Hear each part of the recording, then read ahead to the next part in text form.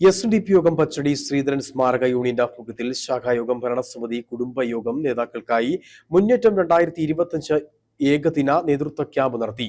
Ramakkalmedu SN ഓഡിറ്റോറിയത്തിൽ വെച്ച് ചേർന്ന നേതൃത്വ ക്യാമ്പ് യൂണിയൻ പ്രസിഡന്റ് സജി പറമ്പത്ത് ഉദ്ഘാടനം ചെയ്തു. യോഗം പ്രബലമായ ഈ കാലഘട്ടത്തിൽ പോലും രാഷ്ട്രീയ പാർട്ടികൾ ഈഴവ ജനതയെ തഴയുന്ന സ്ഥിതിയാണ് നിലവിലുള്ളത്.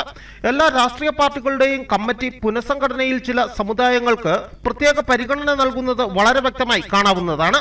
അവിടെയും ആനുപാതികമായ പരിഗണന നമുക്ക് ലഭിക്കുന്നില്ലെന്ന് യോഗം ഉദ്ഘാടനം ചെയ്തുകൊണ്ട് സജി പറമ്പത്ത് പറഞ്ഞു.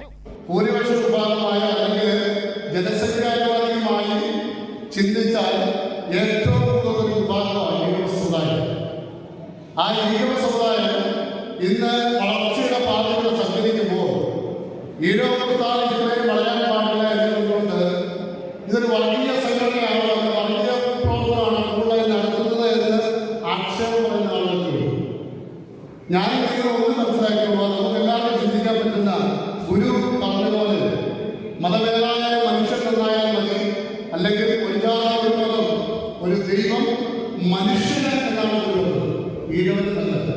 അതുകൊണ്ട് തന്നെ ഗുരുവിന്റെ പിന്തുണക്കാരായ നമ്മൾ ഓരോരുത്തരും ഈ സമൂഹത്തിൽ ഏത് പ്രവർത്തനങ്ങളിലൂടെ കടന്നുപോയാലും അവിടെ മലയാളത്തിൽ എന്തും ഉയർത്തിപ്പിടിക്കുന്ന ഒരു ഏക വിഭാഗം കേരളത്തിൽ വെച്ചാൽ അത് ഈഴവ സമുദായമാണെന്ന് എനിക്ക് വളരെ പറയാൻ കഴിയും.